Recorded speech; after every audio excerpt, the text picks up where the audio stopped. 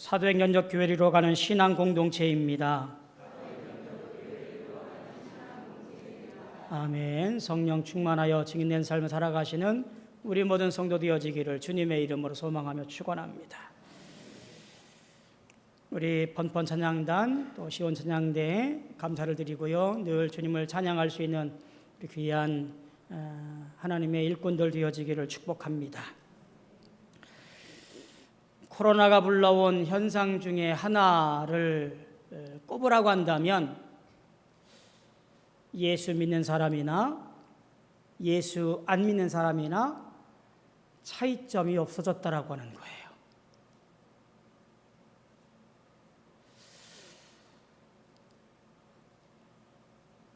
예수 믿고 안 믿고의 문제가 아니라 그저 삶에서 이 코로나를 어떻게 하면 빨리 물러가게 할 수 있을까라는 것에 관심 갖다 보니 영적인 것에 있어서 등한시하게 되어지고 그 때문에 많은 사람들이 차이점 없이 살아가고 있게 되었다라는 이야기지요.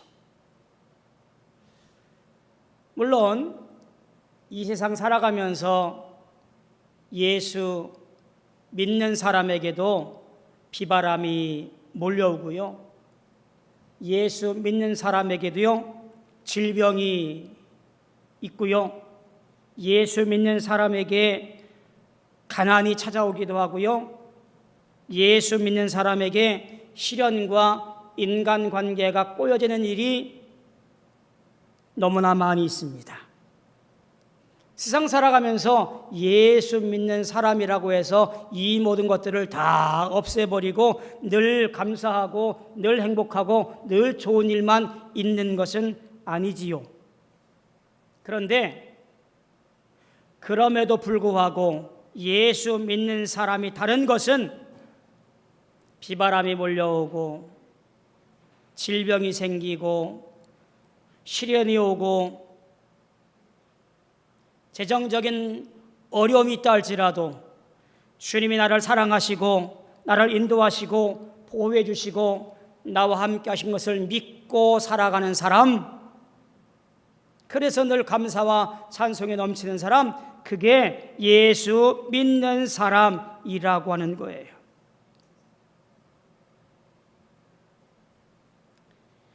단지 우리가 이 세상 살아가는 날 동안에 고난을 세상 사람들처럼 낙심하고 우울해하고 세상 다 이런 것처럼 살아가는 것이 아니라 궁극적으로 승리하는 삶을 살아가는 것이 주님 안에 살아가는 우리에게 진실된 신앙인의 모습이라고 하는 거지요.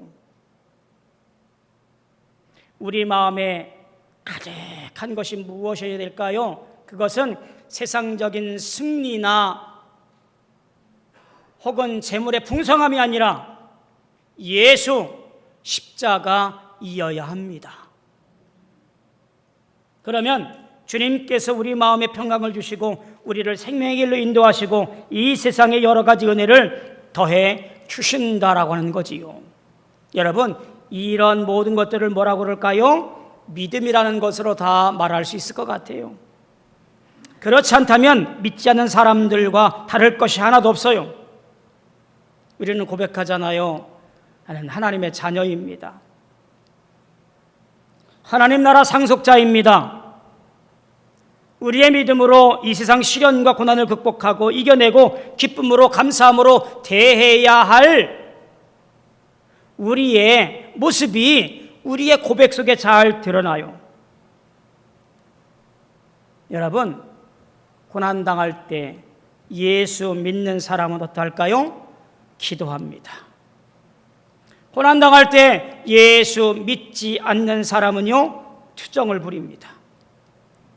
고난당할 때 예수 믿는 사람은요, 찬양을 합니다. 고난당할 때 예수 믿지 않는 사람들은요, 원망을 합니다. 고난당할 때 예수 믿는 사람들은 감사합니다. 고난당할 때 예수 없는 사람들은 남 탓을 하더라고요. 고난당할 때 예수 믿는 사람들은요, 하나님을 바라봅니다. 고난당할 때 예수 믿지 않는 사람들은요, 자기를 포기해 버리더라고요. 여러분은 누구이십니까? 예수 모시고 살아가는 예수 믿는 사람입니까? 아니면 예수 없이 살아가는 껍데기뿐인 그리스도인이십니까? 오늘 이 차이점을 확연히 살펴보시고 내가 주 안에서 예수 믿는 사람, 내 안에 예수가 있는 사람의 모습을 다시 한번 그렇게 이기시고 승리하시고 영광 돌리는 우리 모두 되어지기를 주님의 이름으로 소망하며 축원합니다. 오늘 본문에 보면요, 그 차이점을 보게 되었습니다. 함께 좀 보도록 하지요.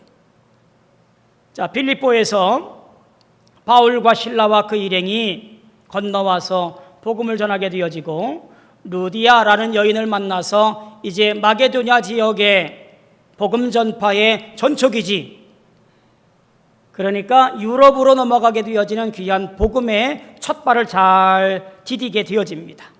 그런데 얼마 못 가서 시련이 닥쳐와요. 점치는 귀신 들린 한 여종이 있었는데 이 여종 때문에 문제가 생겨요. 미래를 볼 수 있는 귀신 때문에 사람들의 점을 쳐서 돈을 얻게 되는 일을 하게 되어졌는데 이 여종에게는 다른 주인이 있어서 이 여종을 통하여 이득을 취하는 사람들이 곁에 있었던 거지요. 이 귀신 들린 여종이 바울과 실라를 알아보고 쫓아다니게 되었습니다. 그리고 이들의 입을 통해서 이렇게 말합니다. 16장 17절에 보니까 이는 하나님의 종으로서 구원의 길을 너희에게 전하는 자라 라고 사람들에게 소리질러 말하면서 방해도 아닌 것이, 도와주는 것도 아닌 것이 늘 거슬리게 하게 되어집니다. 그렇다고 놔주자니 이 귀신 들린 것 때문에 사람들이 오히려 바울과 실라가 이 여인을 통해서 어떤 이득을 취하는 것이 아니냐라는 오해를 받게 되어지기도 하고 하다 보니 이 여인의 귀신을 쫓아내 버리게 되어지지요. 자, 문제는 그 이후부터 생겨나게 되어져요. 성경은 귀신 들린 여인이 고침받고 어떻게 됐는지는 나와 있지 않아요. 단지 그를 주인 삼았던 사람이 귀신 들렸는지 말였는지 전혀 관심 없이 그저 그것으로 내 이득을 취했던 아주 포악한 인간 군상들의 모습이 더욱더 극악무도하게 되어지지요. 바울과 실라를 로마 재판정에 고발하게 되었고, 로마 재판정에서는 유대인이라고 하는 단 한 가지 이유만으로 그들을 잡아다가 매질을 하고 감옥에 넣습니다. 아마도 하루 저녁 좀 그들에게 위협을 가했다가 다음 날 쫓아낼 모양이었던 것 같습니다. 당시에 로마와 유대인들의 관계는 그렇게 좋은 것이 아니었습니다. 재판관들은 그저 유대인이었던 이들을 겁주고 쫓아내어서 발붙이지 못하도록 하려 했던 것 같습니다. 한마디로 보면 바울과 실라가 저 드로아에서 환상 중에 마게도냐로 건너와서 우리를 도와주십시오 라고 하는 것을 성령의 은혜로 깨닫고 한달음에 달려와 복음을 전하여 루디아를 만나서 교회를 시작하는 가정을 꾸리고, 그리고 새로운 일을 꾀해야 되는 그 지점에서 오히려 곤경과 어려움을 처하게 되고 있다라는 거지요. 그저 첫 관문에서 바울과 실라의 복음 전도 사역은, 전도 여행은 다 숲으로 돌아갈 모양이 되어버렸습니다. 성한 몸이어도 하기 힘든 전도 여행인데 매질을 당하고 감옥에 갇히고 초라하게 쫓겨날 판국이 되어져 버렸습니다. 하지만 바울과 실라는 우리가 생각하지 못하는 놀라운 일을 경험하게 되어지지요. 그 출발은 이렇습니다. 감옥 속에서 오히려 시련과 어려움과 고통 속에서 그들은 승리하게 되어지는 놀라운 계기의 전환, 그것을 만들어내게 되어지는데 그것은 찬송과 기도였습니다. 낙심하지 아니하고 기도하고 찬송하였습니다. 절망의 순간이었지만 그들은 절망하지 아니하고 오히려 찬송과 기도함으로 인하여서 하나님 만나는 놀라운 일을 만들어내었습니다. 한밤중에 기도하고 찬송했더니 곁에 있던 모든 죄수들도 이를 들어서 그들이 지금 무엇을 하고 있는지를 다 알게 되었습니다. 이상하게 생각했을 그 즈음에 무엇이 그리 신나서 찬송하고 무엇이 그리 간절해서 기도하는 것인가 라고 하는 것을 그렇게 말했을 그 지점에 바울과 실라는 간절한 마음으로 기도했고 간절한 마음으로 찬송해서 하나님과 교제하여 놀라운 응답을 받게 되어지지요. 갑자기 큰 지진이 일어났고 옥문이 열리고 죄수들의 착고가 풀려지게 되어집니다. 아마 그 자리에 있던 모든 죄수들이 함께 경험한 놀라운 경외스러운 순간이었습니다. 그러니 어느 누구도 도망갈 생각 못하고 바울과 실라가 어찌하는가를 보고 그들의 하는 대로 하려고 했던 것이었을 것으로 보여집니다. 그 자리에서 놀란 사람들이 따로 있지요. 바로 간수들입니다. 이들도 지진에 놀라서 일어납니다. 눈을 뜨니 그 문들이 다 열려 있습니다. 확인하지도 않고 간수는 죄수들이 다 탈옥한 것으로 오해하고 자신이 사형당할 것이 뻔하였기에 칼을 뽑아들고 자결하려고 했다라고 말합니다. 그 광경을 바울이 보았을 것이고요. 바울은 이들을 제지합니다. 내 몸을 상하지 말라. 우리가 다 여기 있노라. 탈옥하지 아니하고 여기 멈춰 있으니 와서 확인하고 차결하지 말아라 라고 그들을 타이릅니다. 확인한 간수는 바울과 실라 앞에 엎드려 우리가 어떻게 구원을 얻을 수 있습니까? 어떻게 해야 됩니까? 라고 물었고 예수를 믿으라고 답을 하지요. 간수는 바울과 실라에 매질당한 것을 치료해주고 세례받고 그의 집으로 데려가 대접을 하고 온 식구와 식솔들이 다 세례받고 예수를 믿게 되어지지요. 바울과 실라는 오히려 이 고난과 고통 속에서 승리하는 자로 살아남았습니다.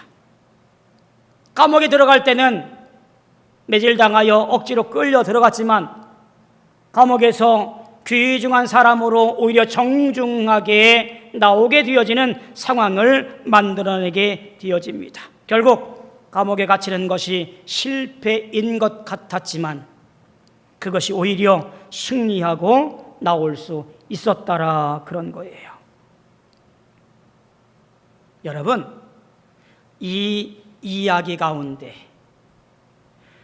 두 부류의 차이점을 지금 분명하게 아시겠지요. 한 부류는 이런 겁니다. 하나님의 선하신 뜻에 의해서 거룩한 복음 전도에 일을 하는 바울과 실라의 모습이 신앙적 열망과 열정으로 복음 들고 이방 땅, 저 마게도냐 땅의 당도에서 복음 들고 외치는 사람이었습니다. 오히려 그들에게 박수와 찬사가 아니라 감옥과 매질이라니 하나님 이럴 수 있습니까? 라고 원망해도 어느 것 하나 이상하지 않은 그 순간에 바울과 실라는 오히려 찬송하며 기도했다고 그러는 거예요. 에이, 믿는 구석이 있었겠지요. 바울은 로마의 시민권자니까 뭐 충분히 그럴 수 있었겠지요. 그랬으면 일찍부터 내가 시민권자로 말을 했을 텐데 그것은 꽁꽁 숨기고 마지막에 가서 내가 로마의 시민권자다라고 스스로를 밝힙니다. 그러니 그것이 그를 지탱해 준 것은 아니었던 것 같아요. 바울과 실라가 시련과 고통과 매질과 모욕과 수치에도 오히려 하나님을 찬송하고 기도할 수 있었던 것은 과연 무엇이었을까? 바울과 실라는 아마 이 말씀을 기억하고 있었을 겁니다. 마태복음 28장 20절에 보니까 내가 너희에게 분부한 모든 것을 가르쳐 지키게 하라. 볼지어다 내가 세상 끝날까지 너희와 항상 함께 있으리라.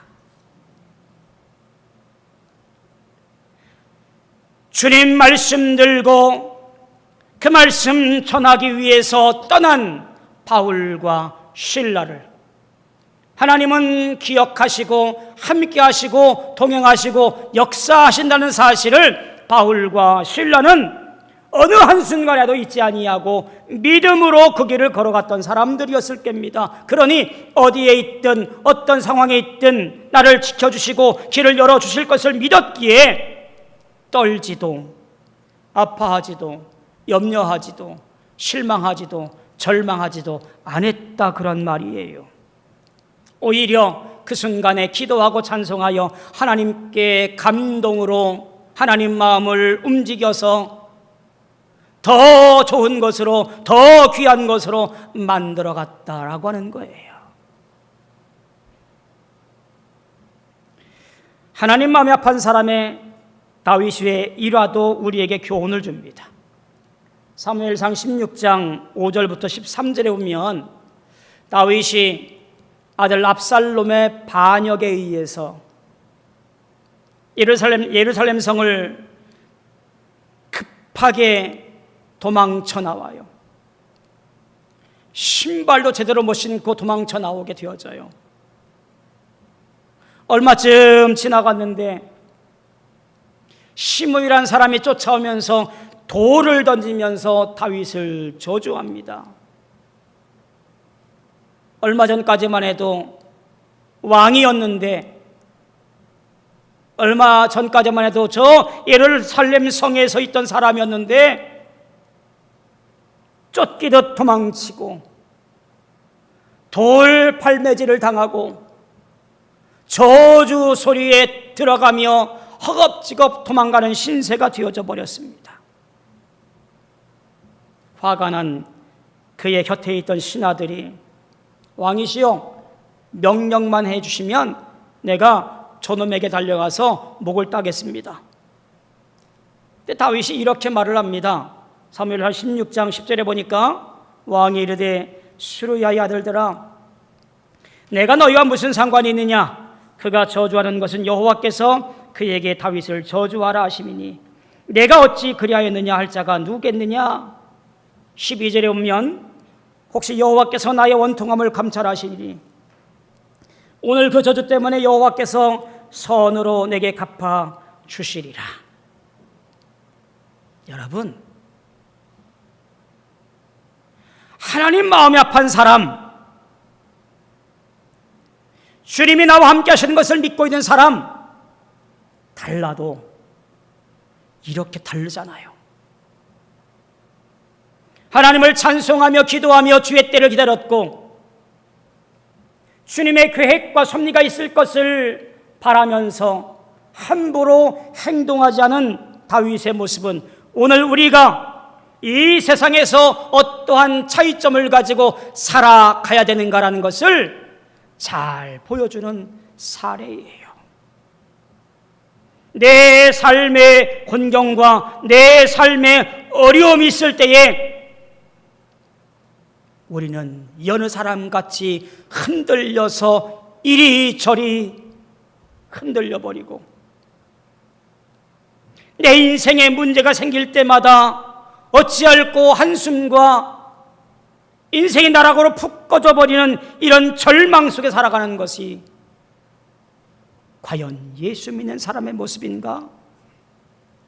하나님이 나의 구원자이라고 고백했던 사람의 모습인가? 매 주일 교회 가서 예배 드리는 사람의 모습인가? 되묻지 않을 수가 없어요. 오늘 여기 간수의 모습이 꼭 그러합니다. 간수는 죄수를 맡아서 일정 기간 동안 그들을 지키는 사람이지요. 성경시대 로마의 감옥을 지키는 간수들은 굉장히 험악한 직업이었습니다. 그도 그럴 것이 죄수들이 탈옥을 한다든가 죄수들이 도망을 가버리면 그 죄값을 본인이 받아야 돼요.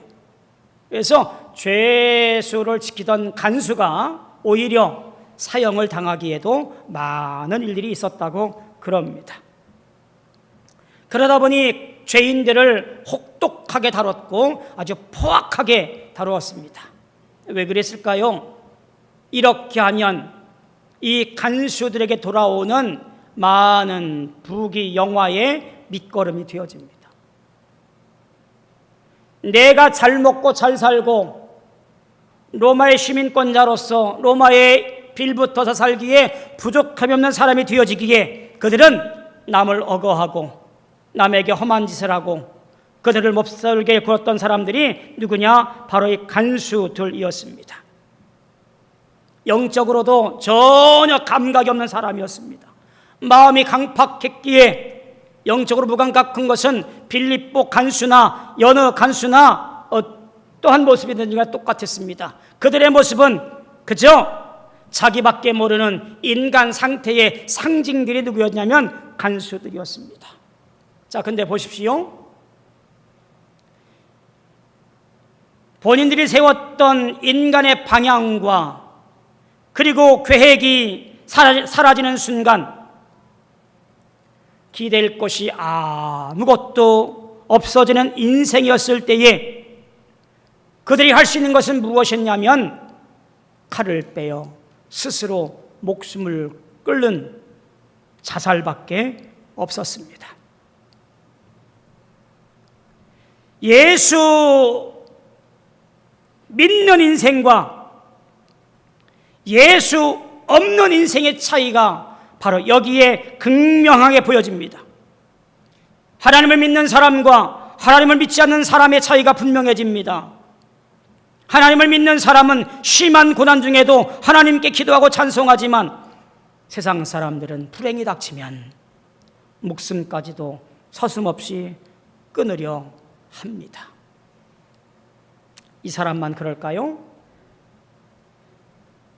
오래전에 읽었던 소망 없는 불행이라고 하는 산문적 수필 하나가 떠오릅니다. 페터 한트게라는 사람이 쓴 책이에요. 그 책은 이렇게 시작합니다. 토요일 밤 51세 가정주부 수면제 과다 복용으로 자살. 이 수필의 첫 문장이에요. 기독교적 분위기에서 가득한 이 시골 마을에서 열정을 가지고 내가 한번 내 힘으로 살아봐야 되겠다라고 꿈을 꾸는 어린 소녀가 있었습니다. 무엇인가를 배우게 해달라고 그의 부모에게 떼를 썼지만 애걸복걸했지만 허락되지 않았습니다. 그래서 15살에 고향과 그리고 그의 집을 훌쩍 떠나버려요. 호숫가 한 호텔에서 요리를 배우기 시작합니다. 도시 생활과 외국 생활을 경험해 갑니다. 그러다가 유부남의 사이에서 아들을 하나 얻게 되어지죠. 아들을 위해서 아버지가 필요했고 또 자기를 사랑한다는 그 감정 때문에 그럭저럭 결혼을 했습니다만 그 결혼은 평탄하지를 못했습니다. 그의 일생이 비참한 나락으로 점점점 떨어져 가게 되었어요. 그리고 그녀가 삶에 대한 고통의 회환으로 이렇게 마지막 말을 합니다. 난 이제 인간도 아니야. 그리고 생을 마감합니다. 이 여인은 이 수필을 쓴 페터 한티게의 어머니 이야기예요.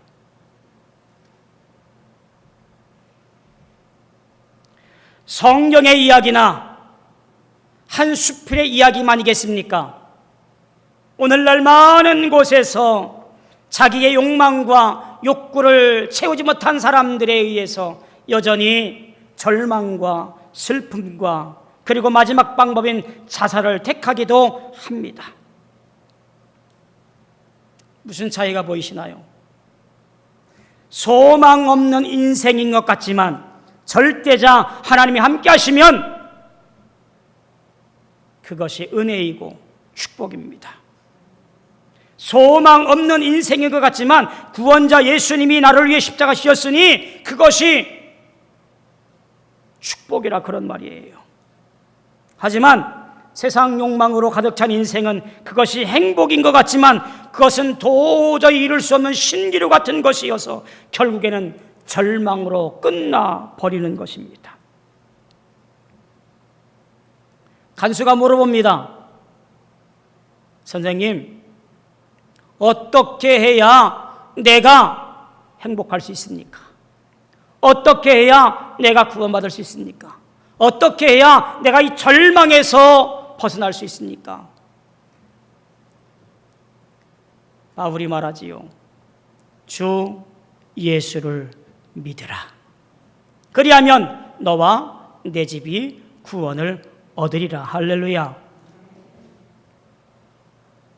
소망 없는 인생이 변하여 소망 있는 인생이 되는 것은 예수뿐이라 그런 거예요. 희망 없는 인생이 변하여 승리하는 인생이 되는 것은 오직 예수 그리스도뿐이라고 하는 거예요.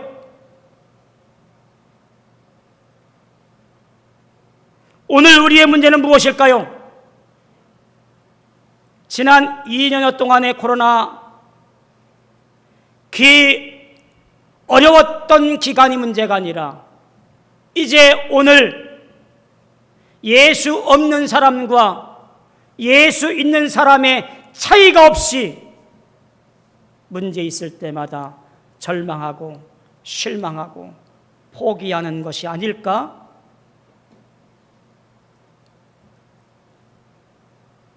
예수 안에서 평안하십시오. 그 길이 축복입니다. 예수 안에 믿음을 가지십시오. 그것이 세상과 다른 차이점으로 우리를 나타내는 정체성이 되어져야 됩니다. 오늘 내 자리는 비록 감옥에 있지만 찬송과 기도를 하고 있는 바울과 실라의 자리여야만 합니다.